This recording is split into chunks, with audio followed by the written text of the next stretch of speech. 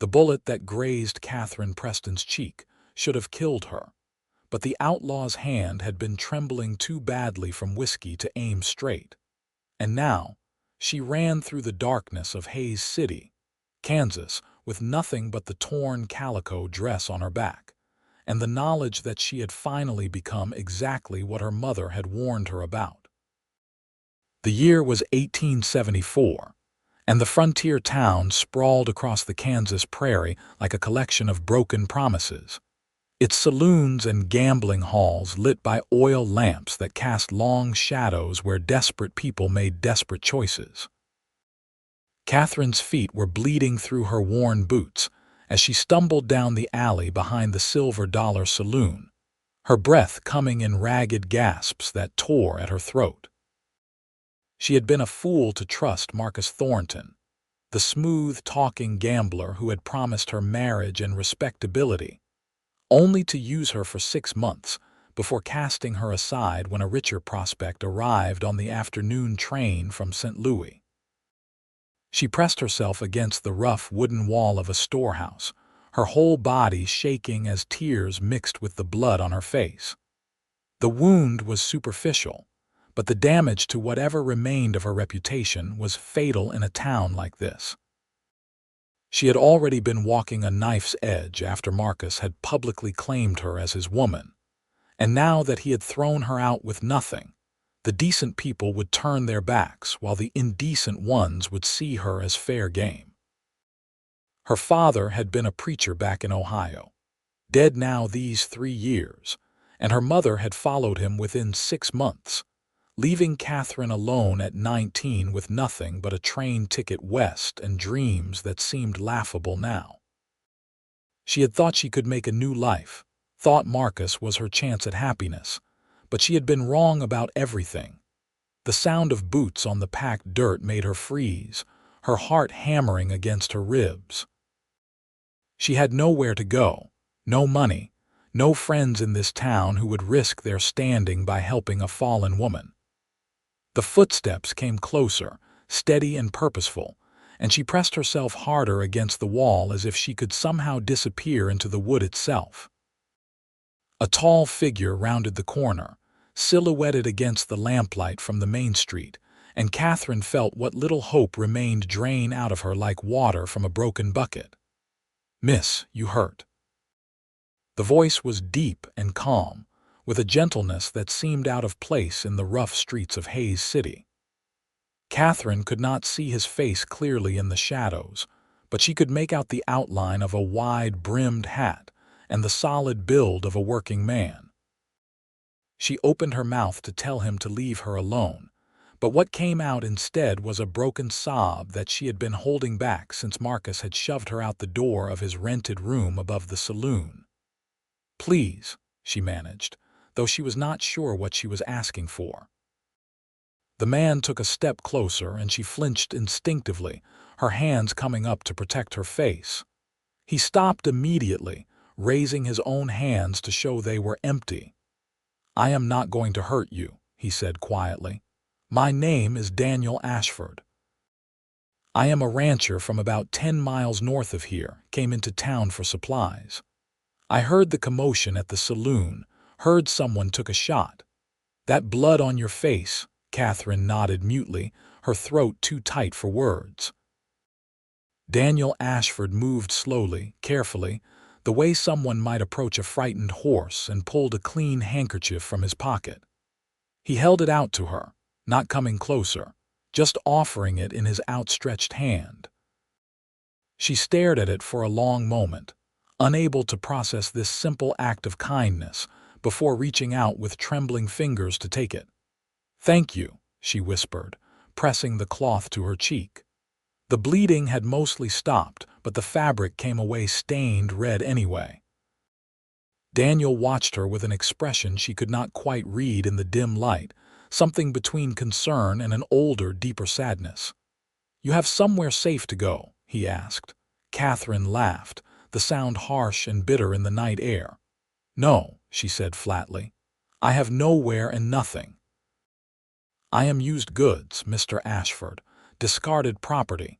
If you are smart, you will walk away now before being seen with me damages your own reputation." She expected him to do exactly that. Any sensible man would. Instead, Daniel Ashford pulled off his hat and ran a hand through dark hair that curled slightly at his collar. He looked to be perhaps 26 or 27, with strong features and eyes that held an unexpected gentleness. When he spoke again, his voice carried a conviction that made something in Catherine's chest twist painfully. "Then I will treasure and keep you," he said simply, as if he were stating a fact as basic as the color of the sky. "If you will let me." Katherine stared at him, certain she had misheard. "You do not even know me. You do not know what I have done, what I have been." "I know you are hurt and alone and need help," Daniel replied.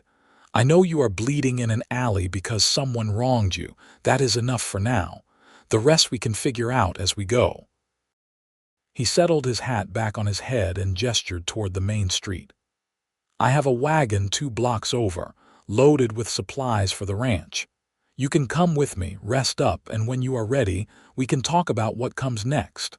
No strings, no expectations. Just a safe place for as long as you need it." "Why?" The word burst out of Katherine before she could stop it. "Why would you do this for a stranger? For someone like me?" Daniel was quiet for a moment, his gaze drifting to the darkened sky above them where stars were beginning to appear. "3 years ago I lost my wife in childbirth," he said softly. "Her name was Sarah. She was 22, and I loved her more than I knew it was possible to love anyone. When she died, she took our baby daughter with her, and I thought my life was over. For months, I barely held on. It was an old ranch hand named Tom Henley who kept me going, who refused to let me give up. He told me that the only way to honor Sarah's memory was to keep living, keep helping when I could, keep trying to do some good in this hard world." He looked back at Katherine, and even in the shadows she could see the sincerity in his expression. "So that is what I am trying to do, help when I can. If you would rather I leave you be, I will respect that. But the offer stands." Katherine's mind was racing. Every instinct she had left screaming that this had to be a trick, another man with smooth words and hidden intentions. But she was also exhausted and hurt and so very tired of being afraid.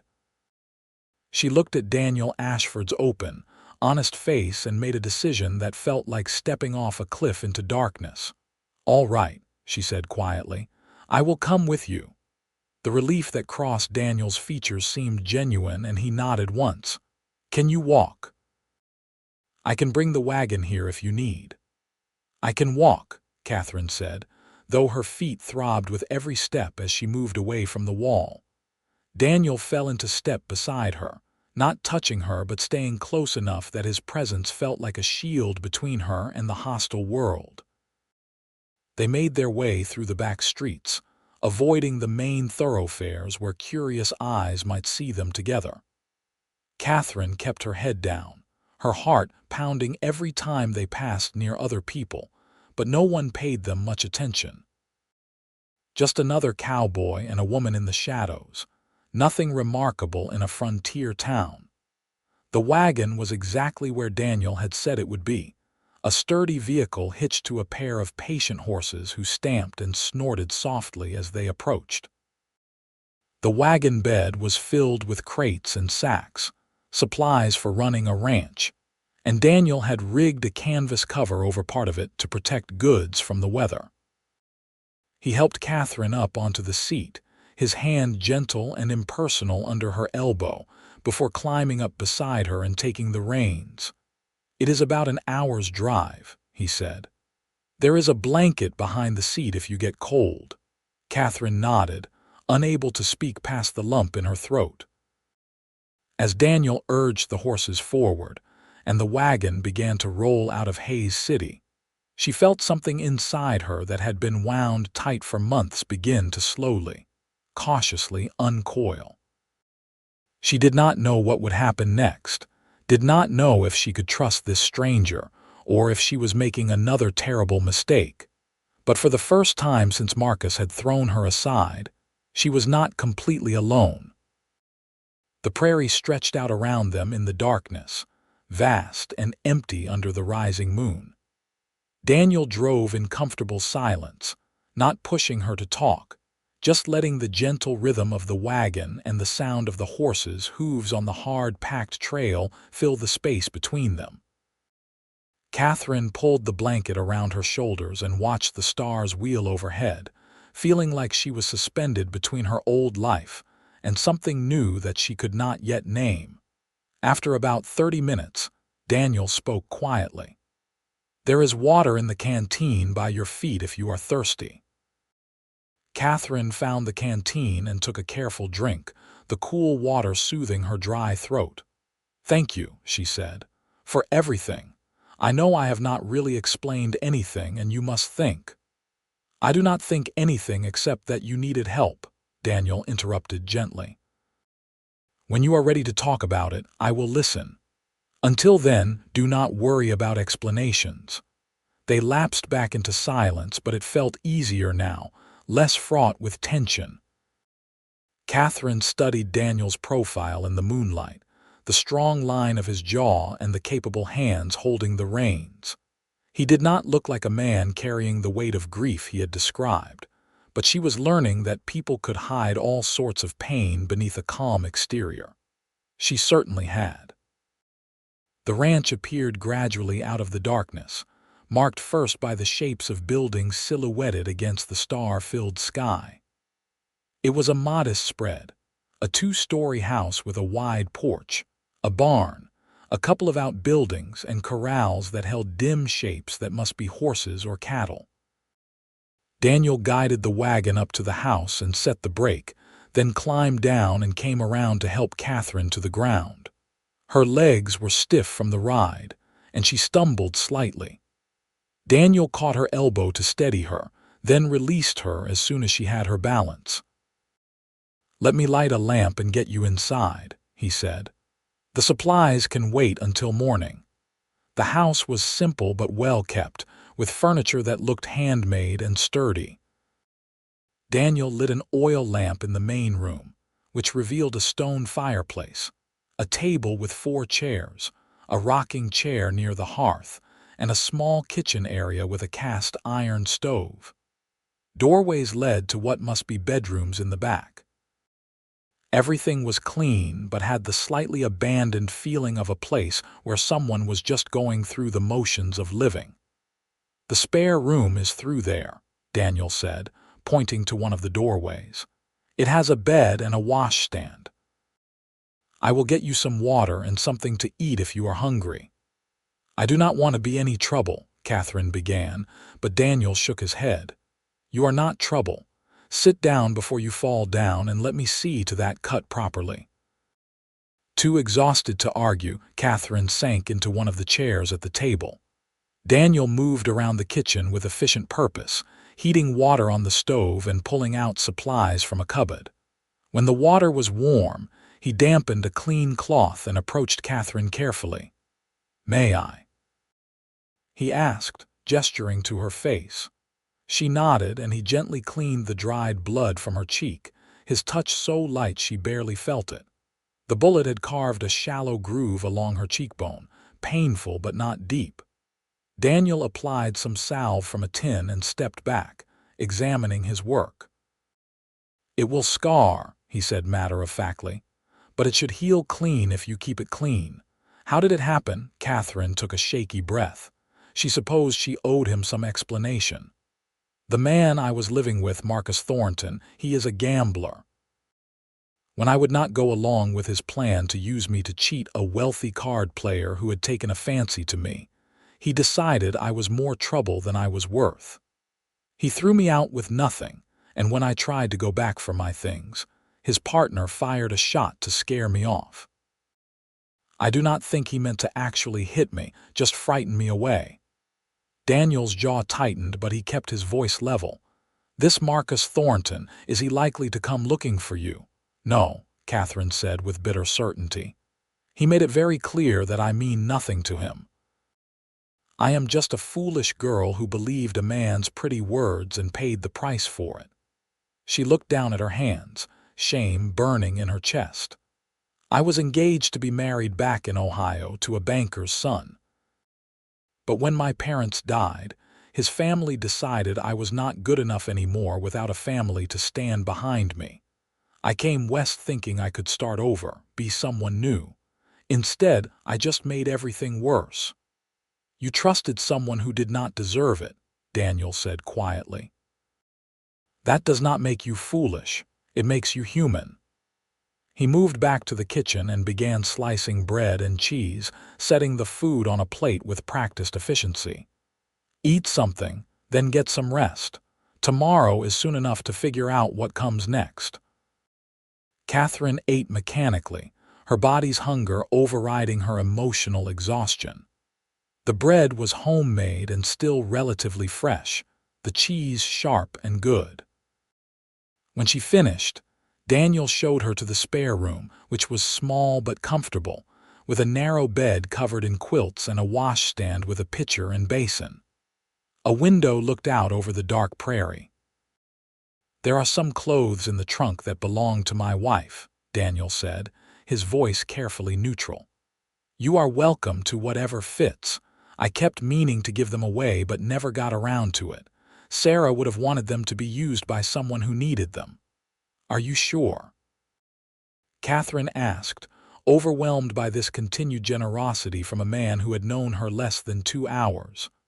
"I am sure," Daniel said firmly. "Sleep well, Miss Preston. You are safe here." He left, closing the door quietly behind him, and Katherine stood alone in the small room feeling like she had stepped into some kind of dream. She opened the trunk with trembling hands and found dresses, undergarments, a nightgown, all well made and carefully folded.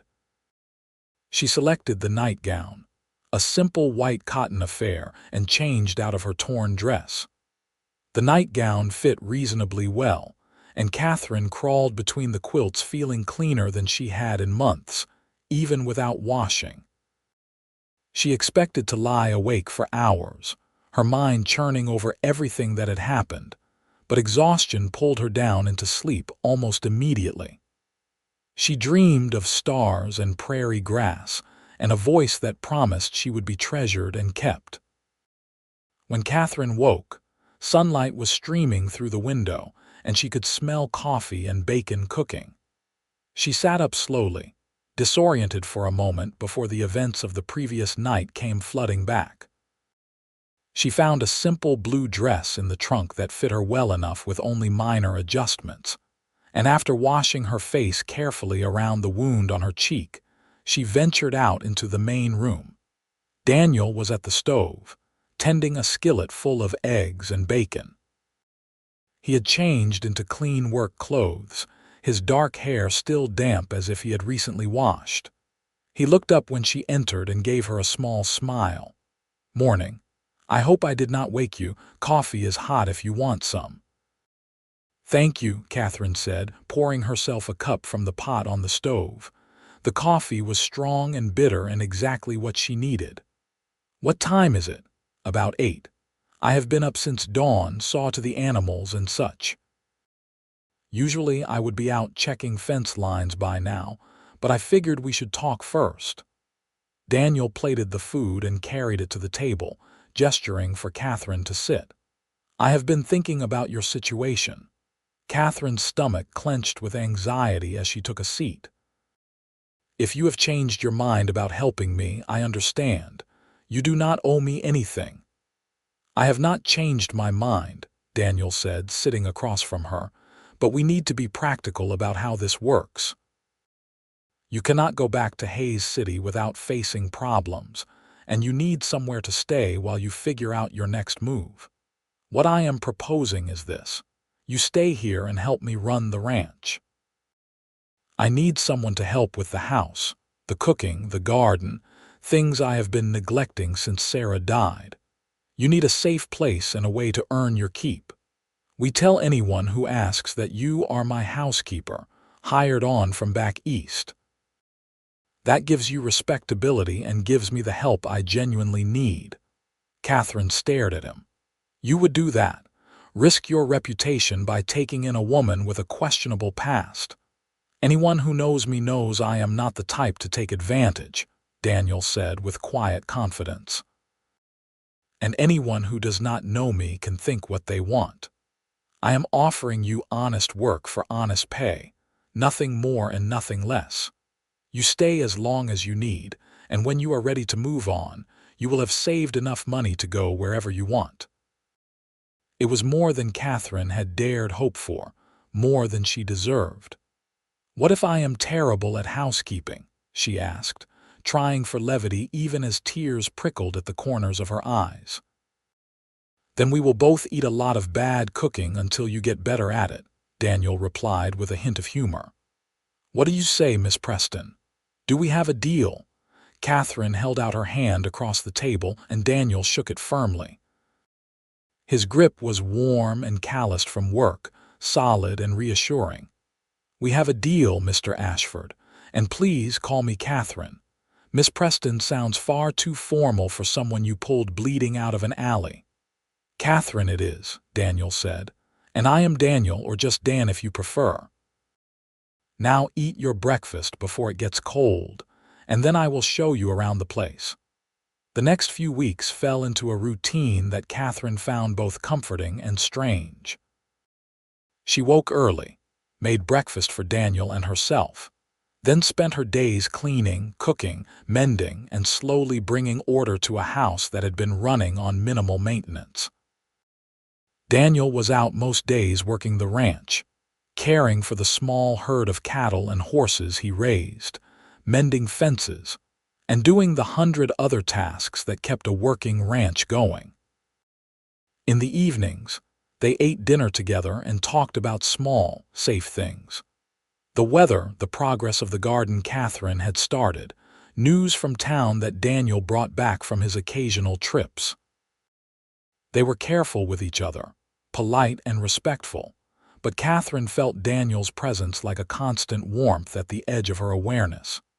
He was unfailingly kind, patient with her mistakes in the kitchen, and never once made her feel like the charity case she knew she was.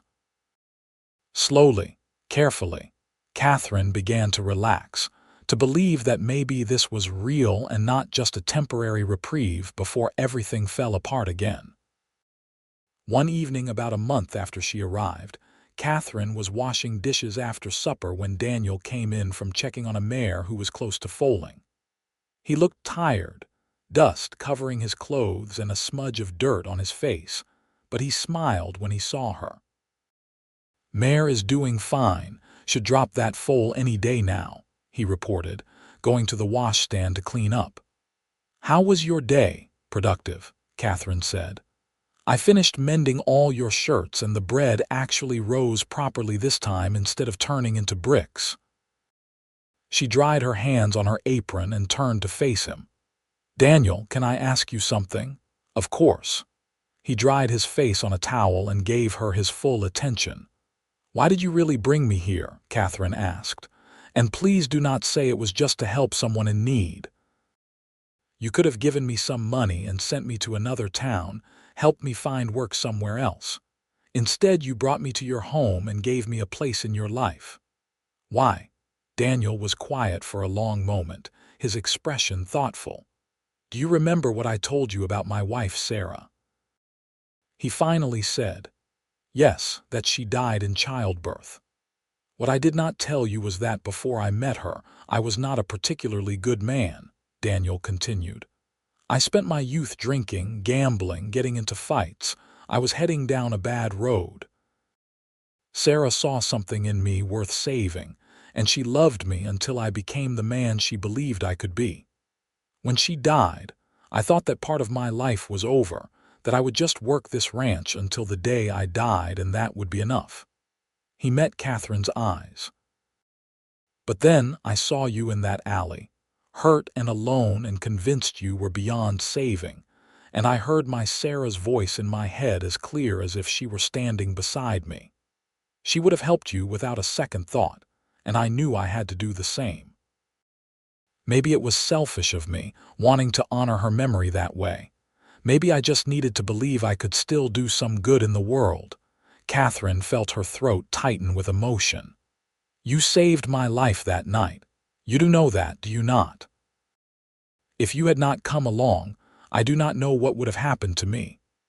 Then I am glad I was there, Daniel said simply. He crossed the room to stand near her, close enough that she could see the flecks of gold in his brown eyes. Katherine, I want you to know that you are not a burden or charity to me. You have brought this house back to life in ways I did not realize I needed. You have every right to stay here as long as you want, with no expectations or obligations beyond the work we agreed on. I hope you believe that. I am starting to, Katherine whispered. Without thinking about it, she reached out and touched his arm, feeling the solid warmth of him through his sleeve. Thank you, Daniel, for everything. Something shifted in that moment. An awareness that had been building between them for weeks, suddenly crystallizing into something neither of them could ignore. Daniel looked down at her hand on his arm, then back up to her face, and Katherine saw in his expression a longing that matched the ache in her own chest. But he did not move closer, did not take advantage of the moment. We should both get some rest, he said softly. Tomorrow is going to be a long day. Katherine nodded and withdrew her hand, feeling both disappointed and grateful for his restraint. As she lay in bed that night, she admitted to herself what she had been trying to deny for weeks. She was falling in love with Daniel Ashford. It was nothing like what she had felt for Marcus, which had been mostly desperation and wishful thinking. This was deeper, rooted in respect and gratitude, and the growing certainty that Daniel was a good man, perhaps the best man she had ever known. But she was terrified of what would happen if she let herself feel it fully, terrified of being hurt again, terrified that she was not good enough for someone like him. The next morning, Katherine was up before dawn, unable to sleep. She made coffee and started breakfast, trying to lose herself in the familiar routine. When Daniel emerged from his room, dressed for the day's work, he gave her a searching look but did not comment on the shadows under her eyes. They ate in companionable silence, and then Daniel pushed back from the table. I need to ride out to the north pasture today, check on some cows that should be calving soon. I will probably be gone most of the day. Will you be all right here on your own? Of course, Katherine said. I have plenty to keep me busy. Daniel nodded and headed for the door, then paused with his hand on the latch. Katherine, if you ever want to talk about anything, I am here. I know I am not the most eloquent man, but I am a good listener. I know, Katherine said, managing a smile. Thank you. After Daniel left, Katherine threw herself into work with almost desperate energy. She scrubbed floors until her knees ached, beat rugs until her arms trembled, and worked in the garden under the hot sun until sweat soaked through her dress. She was trying to outrun the thoughts chasing through her head, the questions about what she wanted and what she deserved, and whether she had any right to hope for more than the safety Daniel had already given her. She was pulling weeds in the vegetable garden that afternoon when she heard the sound of a horse approaching. Katherine looked up, shading her eyes against the sun, and felt her blood run cold. The rider was a stranger, a rough-looking man with a scraggly beard and clothes that had seen better days, and he was staring at her with an expression that made her skin crawl. "Afternoon, miss," the man called, reining in his horse near the fence. "I am looking for Dan Ashford. He around?" "He is out checking his herd," Katherine replied, standing up and wiping her dirty hands on her apron. "He should be back later this evening. Can I help you with something?" "Maybe you can," the man said, dismounting. He tied his horse to the fence post and walked toward her with a swagger that set off every warning bell in Katherine's head. "Name is Jake Wilson. I am a friend of Marcus Thornton from Hayes City. He mentioned you might be out here." Catherine's heart began to pound. "I do not know what Marcus told you, but I want nothing to do with him or any of his associates. Please leave." "Now, is that any way to talk to a guest?" Jake Wilson said, still approaching. "Marcus said you were a friendly girl, real friendly. Said you would not mind a little company while your boss man is away." "Marcus lied," Katherine said flatly, backing toward the house. "I am Mr. Ashford's employee, nothing more, and you need to leave his property right now." "Oh, do not be like that," Wilson said, reaching for her. Katherine dodged his hand and ran for the house, her heart in her throat. She made it to the porch before Wilson caught her arm, spinning her around with enough force to make her stumble. She opened her mouth to scream, and Wilson clamped his other hand over her face. "None of that now," he said, his breath hot and foul against her ear. "You and me are going to have a little fun, and then I will be on my way. You should be grateful, a soiled dove like you, not like you have anything left to protect." Katherine bit down hard on his palm, tasting blood. Wilson yelped and released her, and she scrambled up the porch steps. She had just reached the door when she heard the thunder of hooves and Daniel's voice, cold and hard in a way she had never heard before. "Get away from her right now, or I swear I will kill you where you stand." Katherine turned to see Daniel on horseback, a rifle pointed steady at Jake Wilson's chest. Daniel's face was a mask of cold fury, and Wilson took a step back, his hands rising. "Easy now, friend. I was just looking to have a little fun with your hired girl. No harm meant." "She is not a hired girl, and if you ever come near her or this ranch again, you will be leaving in a pine box," Daniel said. His voice was deadly calm. "Get on your horse and ride out. Now." Wilson clearly recognized that Daniel was not bluffing. He backed toward his horse, mounted up quickly, and kicked the animal into a gallop without looking back. Daniel kept his rifle trained on the man until he was out of sight, then dismounted and ran to Katherine, who had sunk down onto the porch steps, shaking all over. "Did he hurt you?" Daniel demanded, his hands hovering over her as if afraid to touch her. "Katherine, are you hurt?" "No," she managed. "He grabbed me, but you got here before he could do anything worse. How did you know to come back?" "I had a bad feeling," Daniel said grimly. "I was about 2 miles out when something just felt wrong, so I turned around. Thank God I did." He finally touched her, his hand gentle on her shoulder. "Come inside. I need to make sure you are really all right." Inside, Daniel poured Katherine a glass of water and made her drink it while he checked her over for injuries. She had bruises forming on her arm where Wilson had grabbed her, and Daniel's face went tight when he saw them. "I am going into town tomorrow," he said. "I am going to have a word with the sheriff about Wilson and about Marcus Thornton too. This ends now." "Daniel, please," Katherine said, catching his hand. "I do not want any more trouble. I just want to forget about Marcus and everything that happened in Hayes City." "He sent that man here," Daniel said. "He put you in danger on my land. That is not something I can just let go, Katherine." He squeezed her hand gently. "But I will not do anything you do not want me to. If you want me to leave it alone, I will."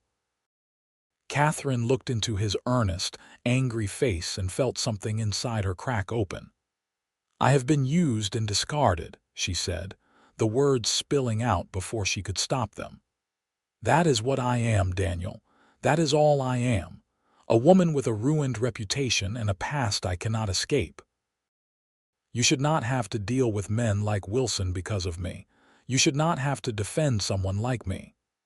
"Stop," Daniel said fiercely. He cupped her face in his hands, careful of the healing scar on her cheek. "You are not used goods, Katherine. You are not discarded property. You are a strong, beautiful, wonderful woman who deserves to be treated with respect and kindness. What Marcus did to you, what he put you through, that is on him, not you. Do you understand me?" "I want to believe that," Katherine whispered, "but I do not know if I can." Then I will believe it for both of us until you can believe it yourself, Daniel said. His thumb brushed away a tear from her cheek. When I said I would treasure and keep you, I meant it. Not as a housekeeper or an employee, Katherine, as someone precious to me. As someone I am falling in love with, Katherine's breath caught. Daniel, you cannot. I am not what you need. I am broken. You are not broken, Daniel said firmly. You are healing. And I am falling in love with you anyway, whether you think I should or not. I love your strength and your courage. I love the way you have brought joy back into this house. I love the sound of your voice and the way you hum while you work in the garden. I love you, Katherine Preston, and I want to spend the rest of my life showing you that you are worthy of love and treasure. What about your wife? Katherine asked through her tears. What about Sarah? I cannot compete with her memory. You are not competing with anyone, Daniel said gently. Sarah was my first love, and I will always carry her in my heart. But she would not want me to spend the rest of my life alone and grieving. She would want me to be happy, to love again. And I think I could be happy with you if you will have me. I know it is too soon. I know you need time, but I wanted you to know how I feel. No pressure, no expectations. Just the truth. Katherine looked at this good, honest man who had saved her life and given her hope when she had none, and she knew with sudden, crystalline clarity that she loved him too. It was terrifying and wonderful in equal measure, and she was tired of being afraid. I love you too, she said softly. I think I have been falling in love with you since that first night in the alley, when you offered me kindness without asking for anything in return. I am scared, Daniel. I am scared of being hurt again, scared of not being good enough, scared that this is all too good to be true. Then we will be scared together, Daniel said, and he pulled her into his arms, holding her close while she cried into his shirt. He stroked her hair and murmured reassurances, and Katherine clung to him like he was the only solid thing in a world that kept shifting beneath her feet. When she finally stopped crying, Daniel pulled back just enough to look into her eyes. "May I kiss you?" he asked, his voice rough with emotion. Katherine nodded, and Daniel lowered his mouth to hers in a kiss that was gentle and sweet and full of promise. It was nothing like the demanding, possessive kisses Marcus had forced on her. This was tender, reverent, a question and an answer all at once. When they broke apart, Katherine felt like she was glowing from the inside out. "I want to marry you," Daniel said. "Not today, not next week, but when you are ready. I want you to be my wife, to share my life and my home as a partner, not a housekeeper. I want to build a future with you, Katherine. Will you think about it?" "Yes," Katherine said, laughing and crying at the same time. "Yes, I will think about it." "But Daniel, I think the answer is already yes. I want that too. I want all of it." Daniel kissed her again, deeper this time, and Katherine felt the last of her defenses crumble away. She was falling, but for the first time in her life, she was not afraid of where she would land. The next few months passed in a haze of happiness that Katherine had never imagined possible. True to his word, Daniel rode into Hayes City and spoke with the sheriff about Jake Wilson and Marcus Thornton.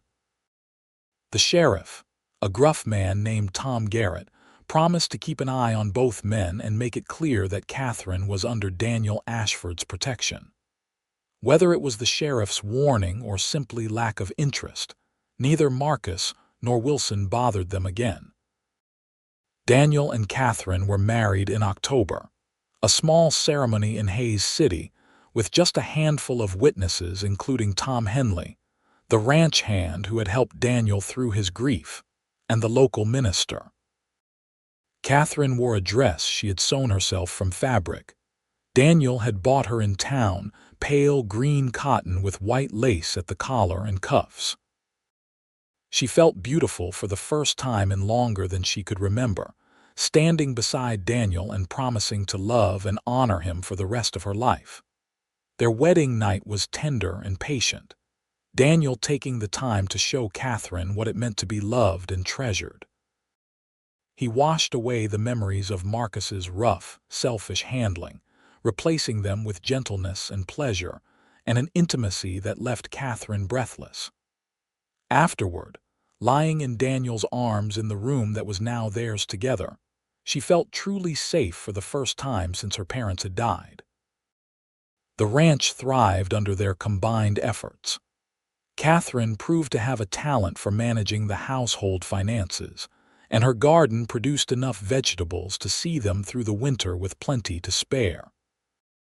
Daniel expanded his herd, buying more cattle with the money he had saved, and hired Tom Henley on full-time to help with the increased workload. The house that had felt so empty and sad when Katherine first arrived was now filled with life and laughter. In the spring of 1875, Katherine discovered she was pregnant. She told Daniel one evening after supper, nervous despite knowing he would be happy. He had been putting tools away in the barn when she found him, and the look of pure joy that crossed his face when she gave him the news made her heart swell almost painfully in her chest. "A baby," he said wonderingly, pulling her into his arms. "Katherine, you have made me the happiest man in Kansas." Then his expression grew serious, concerned. "Are you all right? Are you scared? I know what happened to Sarah." "I am scared," Katherine admitted, "but I am also happy and excited, and I have faith that everything will be all right. We will get through this together." "Together," Daniel agreed, kissing her forehead. "Always together." The pregnancy was not easy. Katherine was sick for the first few months, and as her belly grew, she struggled with the physical discomfort and the anxiety about the birth. But Daniel was endlessly patient and supportive, taking over more of the household chores and fussing over her in ways that were both touching and occasionally exasperating. When she complained about feeling like a beached whale in her 8th month, he kissed her soundly and told her she was the most beautiful thing he had ever seen. Tom Henley's wife, Martha, a practical woman in her 50s, came to stay with them 2 weeks before Katherine's due date in November. Martha had birthed 5 children of her own and helped deliver dozens more, and her calm, no-nonsense presence eased much of Katherine's fear. When the pain started on a cold November morning, Martha took charge with brisk efficiency, sending Tom to fetch the doctor from Hays City while she prepared Katherine for what was to come. The labor was long and difficult, lasting nearly 20 hours.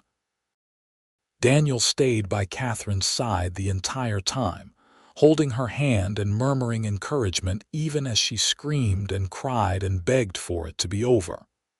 Martha and the doctor, a gray-haired man named Dr. Foster, worked together with practiced skill, and finally, just as the sun was setting, a baby's cry filled the room. "A boy," Dr. Foster announced, placing the squalling, red-faced infant on Katherine's chest. "A healthy, strong boy. Congratulations." Katherine looked down at her son through tears of exhaustion and joy, and Daniel wrapped his arms around them both, his own face wet with tears. "He is perfect," Daniel said hoarsely. "Katherine, you did it. He is perfect." They named him Thomas Daniel Ashford after Tom Henley and his father. Young Tommy was a good baby, healthy and strong, with his father's dark hair and his mother's blue eyes. Katherine threw herself into motherhood with the same determination she brought to everything, and Daniel was a devoted father, spending every moment he could with his son. The years that followed were full and happy. Tommy grew into a bright, energetic little boy who loved following his father around the ranch and helping his mother in the garden. In 1877, Katherine gave birth to a daughter they named Sarah Rose, after Daniel's first wife. It had been Katherine's idea, a way of honoring the woman who had made Daniel into the man he was, and Daniel had cried when she suggested it. Little Sarah was quieter than her brother, a thoughtful child with serious eyes and a gentle disposition. The ranch continued to prosper. Daniel's reputation as an honest rancher and horse breeder grew, and they were able to build an addition onto the house, adding 2 more bedrooms and enlarging the kitchen. They hired a young couple to help with the work, John and Emma Carter, who lived in a small house on the property and became close friends as well as employees. In 1879, when Tommy was 4 and Sarah was 2, Katherine found herself pregnant again. This pregnancy was easier than the previous 2, and in early 1880, she delivered twin boys with relatively little difficulty. They named them William and James, and Daniel joked that their family was getting too big for the house, though his eyes were full of love when he said it. Life was not without its challenges. There were harsh winters and dry summers, sick animals and broken equipment, the constant work and worry that came with running a ranch. But Daniel and Katherine faced everything together, their love and partnership deepening with each passing year. They had built a life together from the ashes of their separate sorrows, and it was more than either of them had ever dreamed possible.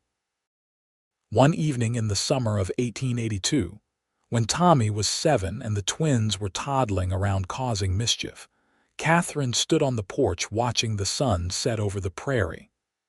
Daniel came up behind her and wrapped his arms around her waist, resting his chin on her shoulder. "What are you thinking about?" he asked. "About how far we have come," Katherine said, leaning back against him. 8 years ago, I was alone and desperate in an alley in Hayes City, convinced my life was over. Now look at us. A home, a family, a life together. Sometimes I still cannot believe this is real." "It is real," Daniel said, turning her to face him. "And it is ours. You are mine and I am yours, and no matter what comes, that will never change." "I love you," Katherine said, looking up into his dear, familiar face. The face of the man who had saved her, not just that night in the alley, but every day since. The man who had seen her at her lowest and chosen to treasure her anyway. "I love you too," Daniel replied. "Then, now, and always." He kissed her as the sun painted the sky in shades of gold and crimson, and Katherine thought about the journey that had brought her to this moment. The pain and the fear and the desperation had been real, but so was this. The warmth of her husband's arms, the sound of their children's laughter from inside the house, the knowledge that she was loved and valued and safe. She had been used and discarded, but Daniel had treasured and kept her, and together they had built something beautiful out of the broken pieces. As the years continued to pass, the Ashford Ranch became a landmark in the area, known for its quality horses and cattle and for the generosity of its owners. Daniel and Katherine were respected members of the community, active in the church, and always willing to help neighbors in need. They never forgot what it was like to struggle, to be alone and afraid, and they opened their home and their hearts to others who needed assistance. Tommy grew into a responsible young man who loved the ranch and showed every sign of following in his father's footsteps. He had inherited Daniel's steady nature and Katherine's determination, and by the time he was 15, he was doing a man's share of the work. Sarah developed a passion for teaching and spent hours helping her younger brothers with their lessons, dreaming of the day she might open a school of her own. The twins, William and James, were inseparable and full of mischief, keeping their parents on their toes with their endless energy and creative schemes. In 1885, when Katherine was 30 years old, she and Daniel celebrated their 10th wedding anniversary with a quiet dinner after the children were in bed. They sat on the porch in the warm October evening, holding hands and looking up at the stars. 10 years, Katherine said softly. "It feels like a lifetime and like no time at all." "Best 10 years of my life," Daniel said. "Every day with you is a gift, Katherine. You know that, do you not?" "I do," Katherine said. "Because every day with you is a gift to me too. You gave me my life back, Daniel. You gave me hope and love and a family. You showed me that I was worth saving, worth loving. I can never thank you enough for that." "You do not need to thank me," Daniel said, bringing her hand to his lips. "Loving you has been the easiest thing I have ever done. You make me want to be a better man every single day." They sat in comfortable silence for a while, listening to the night sounds of the prairie. Crickets chirping, the distant call of a coyote, the rustle of wind through the grass. It was the same land where Katherine had arrived 8 years ago, broken and desperate, but it felt like a different world now. She had grown here, healed here, built a life here that she could never have imagined in those dark days. "Do you ever think about what would have happened if you had not come down that alley that night?" Katherine asked. "If you had not heard the shot, or if you had decided not to get involved?" "I try not to," Daniel said honestly. "Because thinking about a world where I did not find you, where we did not have this life together, is too painful to consider. I believe some things are meant to be, Katherine. I believe Sarah sent me to you that night, brought us together because she knew we both needed healing. I believe we were always supposed to find each other." "I believe that too," Katherine whispered. "And I believe she would be happy with what we have built together. I hope she knows how grateful I am for the man she helped you become." "She knows," Daniel said with quiet certainty. "Just like I know she is watching over all of us, proud of the family we have created." In 1887, tragedy struck the community when a prairie fire swept through the area during a particularly dry August. The flames consumed thousands of acres of grassland and threatened several ranches. Daniel and every able-bodied man in the county fought the blaze for 3 days straight, using wet burlaps and back-breaking labor to create fire breaks and save what they could. The Ashford ranch was spared, but several of their neighbors lost everything. In the aftermath, Katherine organized the women of the area to provide food, clothing, and shelter for those who had been displaced. The Ashford home became a hub of activity, with Katherine and her children working alongside their neighbors to help those in need. They took in 2 families whose homes had been destroyed, housing them for weeks while new buildings were constructed. The experience brought the community closer together and reinforced the values Daniel and Katherine had always tried to instill in their children: that they were part of something larger than themselves, that those who had the means to help had an obligation to do so, and that true wealth was measured not in cattle or land but in the strength of one's character and the depth of one's compassion. By 1890, Tommy was 15 and had grown into a young man who stood eye to eye with his father. He had developed a particular talent for training horses, and buyers came from as far away as Dodge City and Wichita to purchase animals he had worked with. Sarah, at 13, had indeed started teaching, holding lessons for younger children in the area in a corner of the barn that had been converted into a schoolroom. The twins, now 10, were a force of nature, full of energy and ideas, and while they drove Katherine to distraction sometimes, she could not imagine life without their constant activity and noise. Katherine herself had changed over the years. The fearful, broken young woman who had arrived in the dark of night had been replaced by a confident, capable matron who was respected throughout the county. The scar on her cheek, which she had once seen as a mark of shame, had faded to a thin white line that Daniel claimed made her look distinguished. She carried herself with the grace and assurance of a woman who knew her worth, who had been treasured and kept so thoroughly that she had finally learned to treasure and keep herself. One afternoon in the spring of 1891, Katherine was working in her garden when a young woman approached on foot, carrying a small bundle and looking like she was at the end of her rope. Katherine recognized the desperation in her eyes immediately, the hunted look of someone with nowhere else to turn, and her heart squeezed with memory and sympathy. "Can I help you?" Katherine asked gently, setting down her trowel and wiping her hands on her apron. "I am looking for work," the young woman said. Her voice shook, but she held her chin up with a desperate pride. "Any kind of work. I can clean, cook, mend, anything.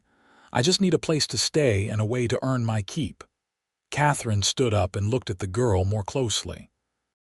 She could not have been more than 20, with auburn hair and green eyes that held shadows no one that young should carry. "What is your name?" Katherine asked. "Lucy. Lucy Morrison." "Well, Lucy Morrison, I am Katherine Ashford.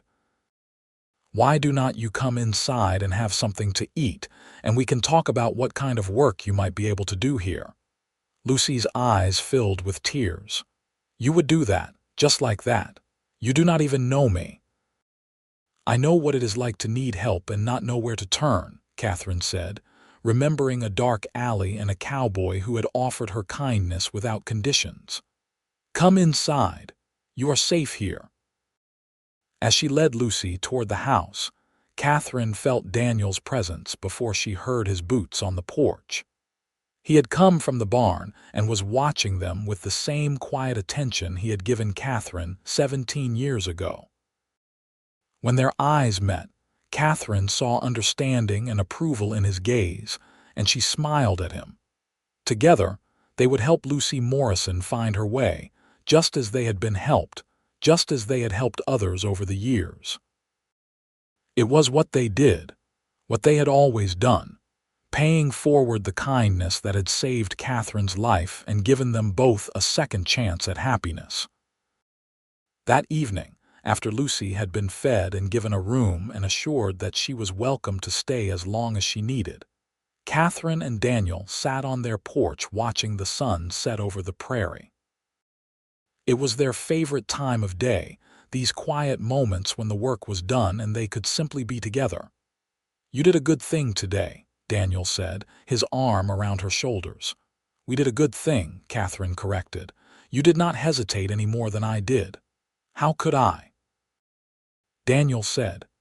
"When I saw the look in that girl's eyes, I saw you 17 years ago. I saw someone who needed help and deserved a chance. We have been blessed, Katherine. The least we can do is share those blessings with others."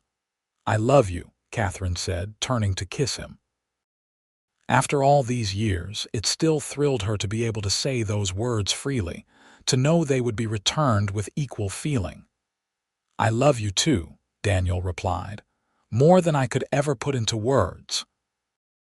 They sat together as the stars began to appear in the darkening sky, and Katherine reflected on the strange and wonderful path her life had taken.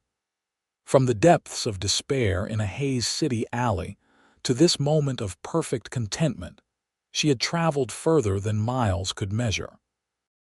She had been used and discarded, broken and lost, but Daniel had treasured and kept her, and together they had built something that would outlast them both. A family, a legacy, a testament to the healing power of love. The years continued to unfold with their mixture of joy and sorrow, triumph and challenge. Lucy Morrison stayed with the Ashford family for 3 years, during which time she healed from whatever trauma had brought her to their door and found her footing again.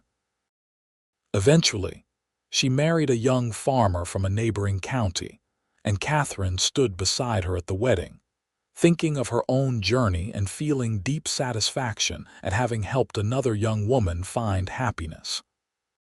Tommy married in 1895 at the age of 20 to a spirited young woman named Margaret who had grown up on a ranch 20 miles to the west. It was a love match, and watching her son pledge his life to his bride, Katherine felt her eyes fill with tears. Daniel squeezed her hand, understanding without words what she was feeling. Gratitude that their son would have the kind of love and partnership they had found together. Sarah did eventually open her own school, in a building that Daniel and Tommy constructed specifically for that purpose.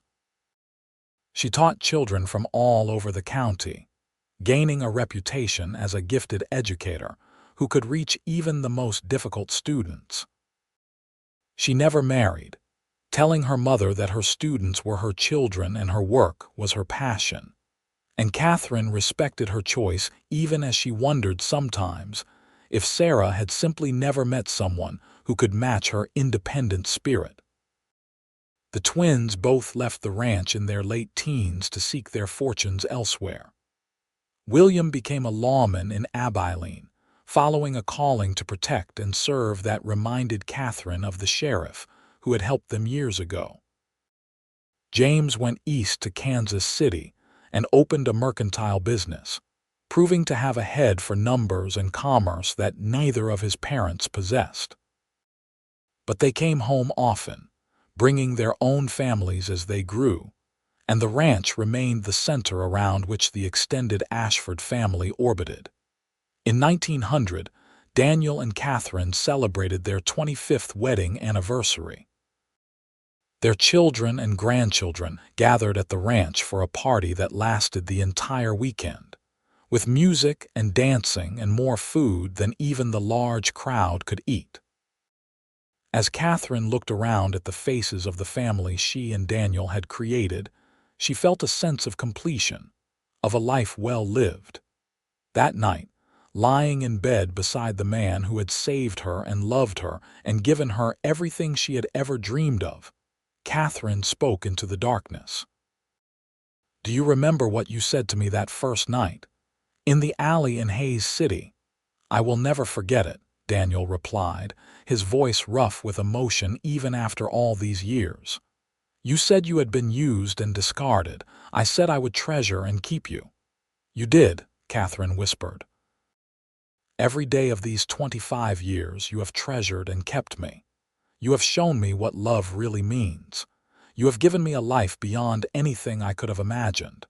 I want you to know that you saved me, Daniel. In every way that matters, you saved me." "And you saved me right back," Daniel said, pulling her close. "When you walked into my life, this house was just a building and I was just going through the motions. You made it a home. You gave me a reason to live again, to hope again, to believe in the future. We saved each other, Katherine." That is what love does. They held each other in the darkness, two people who had found each other in the most unlikely of circumstances and built a lifetime of love from that chance encounter. Outside, the prairie stretched away under the stars, the same land that had witnessed their first meeting and every day since. It was harsh land, unforgiving land, but it was also beautiful and full of possibility for those brave enough to claim it. As Katherine drifted off to sleep in her husband's arms, she thought about the girl she had been, desperate and alone in a dark alley, convinced her life was over. That girl could never have imagined this, the warmth of a loving marriage, the joy of children and grandchildren, the satisfaction of a life built on mutual respect and genuine affection. That girl had thought she was beyond saving, beyond redemption, beyond love, but she had been wrong. Daniel Ashford had seen her, truly seen her, and had chosen to treasure and keep her.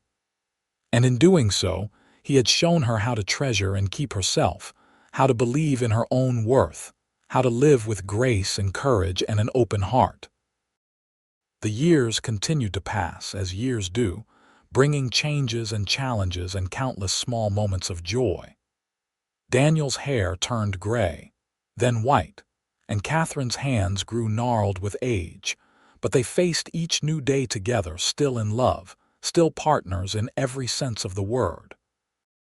In 1908, they celebrated their 33rd anniversary quietly, just the two of them on the porch watching the sunset as they had done countless times before. They were in their 50s now, grandparents many times over, respected elders in a community they had helped build. The ranch was thriving under Tommy's management, though Daniel still insisted on doing his share of the work despite his children's protests that he should take things easier. "You ever regret it?" Katherine asked suddenly. "Taking me in that night?" taking on all the complications that came with me. Daniel turned to look at her, his weathered face showing surprise and something like hurt. Katherine Ashford, in all our years together, have I ever given you reason to think I regret one single moment? No, Katherine admitted. But sometimes I still wonder. You could have had an easier life, a simpler life. You did not have to take on a broken woman with a scandalous past. You listened to me, Daniel said, taking both her hands in his.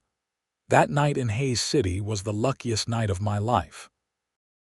Finding you, helping you, falling in love with you, it was all a gift. Every challenge we faced together. Every joy we shared was sweeter because we shared it. You are not and have never been a burden. You are my partner, my love, my reason for being. I would not change a single thing about our life together, do you understand? Katherine felt tears sliding down her cheeks, moved as always by the depth of his love for her. I understand, she said, and I feel the same way. Every moment with you has been precious, Daniel, every single one. They kissed, tender and sweet. Two people who had loved each other for more than 3 decades and would go on loving each other for as long as they had left. As the 20th century progressed, bringing changes to the frontier that would have seemed like magic to the young couple who had started their life together in 1874, Daniel and Katherine adapted as they always had. They saw automobiles replace horses on the roads, electricity come to the towns, the wild frontier slowly tamed and civilized. Through it all, they held fast to each other and to the values they had always lived by: hard work, compassion, family, and above all, love. In 1915, Daniel fell ill with pneumonia during a harsh winter. For weeks, Katherine sat by his bedside, nursing him with the same fierce determination she brought to everything. Their children took turns coming to help, and the house was full of worried faces and whispered prayers. But Daniel was strong, and Katherine refused to let him go, and eventually he pulled through, though he was weaker afterward, more fragile than he had ever been. "You are not allowed to leave me," Katherine told him when he was finally out of danger, her voice shaking with the fear she had been holding at bay for weeks. "We made a promise to each other, Daniel Ashford. You said you would treasure and keep me. That means you have to stay." "I am not going anywhere," Daniel promised, his voice hoarse but determined. "I have far too much to live for. Besides, who would keep you out of trouble if I were not here?" "It is you who gets into trouble," Katherine said, but she was smiling through her tears. "I am the sensible one." "Keep telling yourself that," Daniel said, and they both laughed, the sound weak but genuine. Daniel recovered slowly, and while he never regained all his former strength, he adapted to his limitations with the same practical acceptance he brought to everything. He spent more time on the porch, watching the ranch operate under Tommy's capable hands, and less time doing the physical work he had once thrived on. But he was content, surrounded by family and secure in the knowledge that the legacy he and Katherine had built together would continue long after they were gone. In the spring of 1920, as they celebrated their 45th wedding anniversary, Katherine and Daniel took stock of their life together. They had 4 children, all grown and successful in their own ways. They had 14 grandchildren and 3 great-grandchildren, with more on the way. The ranch was prosperous and would provide for generations of Ashfords to come. They had weathered storms, both literal and metaphorical, supported each other through grief, and celebrated each other's triumphs, and built a love that had only deepened with time.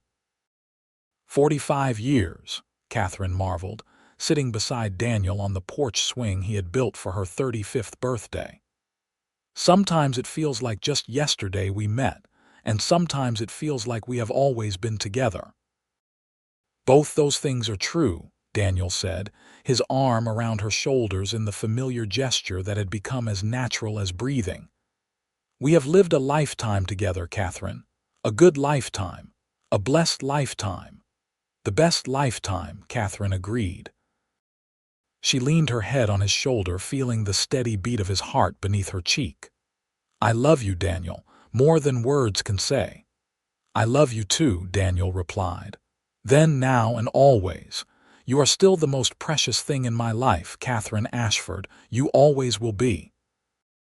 They sat together as the sun set over the prairie they had called home for nearly half a century.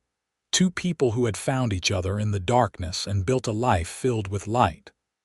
The past was behind them, full of memories both sweet and painful. The future stretched ahead, uncertain but no longer frightening because they would face it together, as they had faced everything for 45 years. And when the stars came out, brilliant and countless in the vast Kansas sky, Katherine thought about that desperate girl in the alley who had believed her life was over, and she sent a silent message back through time. Hold on. Help is coming. Love is coming. Everything you have been through will make sense one day, and you will be happy beyond measure. You will be treasured and kept, and you will learn to treasure and keep yourself, and it will be more beautiful than you can possibly imagine. The years turned, as they always do, bringing with them the joys and sorrows that make up a human life. In 1924, Daniel passed away peacefully in his sleep at the age of 76, with Katherine beside him holding his hand. She grieved deeply, the loss of her partner and love leaving a hole in her heart that would never completely heal. But she did not break, because Daniel had shown her how to be strong, had loved her so thoroughly that even his death could not destroy the foundation they had built together. Katherine lived another 8 years, spending her time with her children and grandchildren, telling stories about the man who had saved her and the life they had built together. She made sure every one of them knew the story of how she and Daniel had met, how he had offered her kindness when she needed it most, how his love had transformed her from a broken girl into a woman of strength and dignity. On a warm afternoon in June 1932, Katherine Ashford passed away quietly on the porch of the ranch house, looking out over the prairie she had called home for 58 years. She was 77 years old, and she died as she had lived the second half of her life, surrounded by love, secure in the knowledge that she was valued and treasured, at peace with herself and the world. They buried her beside Daniel in the little cemetery on the hill overlooking the ranch, under a headstone that read, Katherine Preston Ashford, beloved wife, mother, and grandmother. She was treasured and kept. Beside it, Daniel's stone read, Daniel Ashford, devoted husband, father, and grandfather, he treasured and kept. The ranch continued for generations after, passing from Tommy to his children, and then to theirs, a lasting legacy of two people who had found each other in the darkness and built something that would outlive them both. And sometimes, on quiet evenings when the wind blew just right across the prairie, those who lived there swore they could see two figures on the porch, sitting close together and watching the sunset, still treasuring and keeping each other through whatever eternity held. The story of Katherine and Daniel became part of family legend, told and retold to each new generation of Ashfords. It became a reminder of the power of compassion, the transformative nature of love, and the truth that it is never too late for redemption, never too late for a second chance, never too late to find the person who will see your worth even when you cannot see it yourself.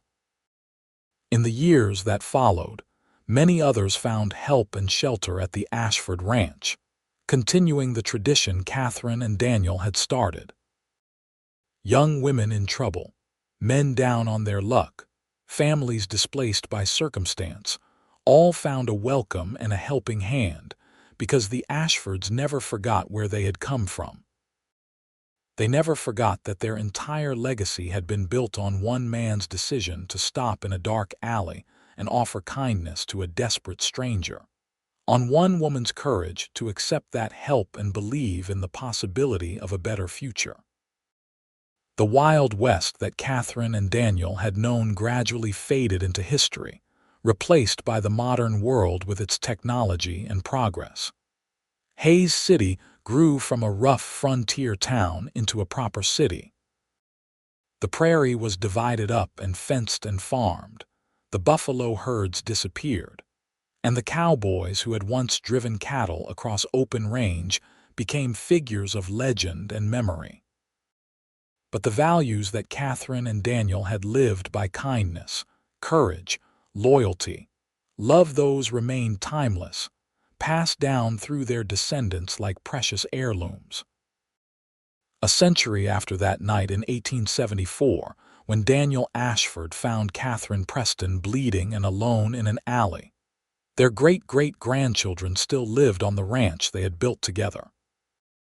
The original house had been expanded and modernized, but the bones of it remained, and the porch where Katherine and Daniel had spent so many evenings was carefully preserved as a reminder of the love story that had started everything. The tale of how they met, of what Daniel had promised, and how he had kept that promise through 45 years of marriage, became more than just a family story.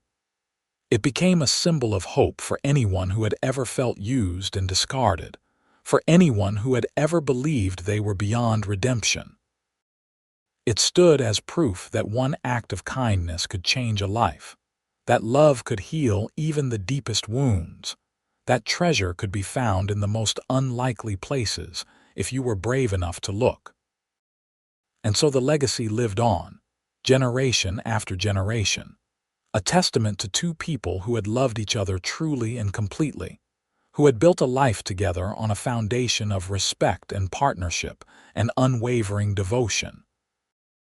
They had started with nothing but each other, a broken woman and a grieving man, and they had created something beautiful and lasting that would echo through time. Katherine had been used and discarded, cast aside and deemed worthless. But Daniel had seen her true value, and he had treasured and kept her. And together they had proven that love, real love, the kind that weathers storms and grows stronger with time, can transform everything it touches.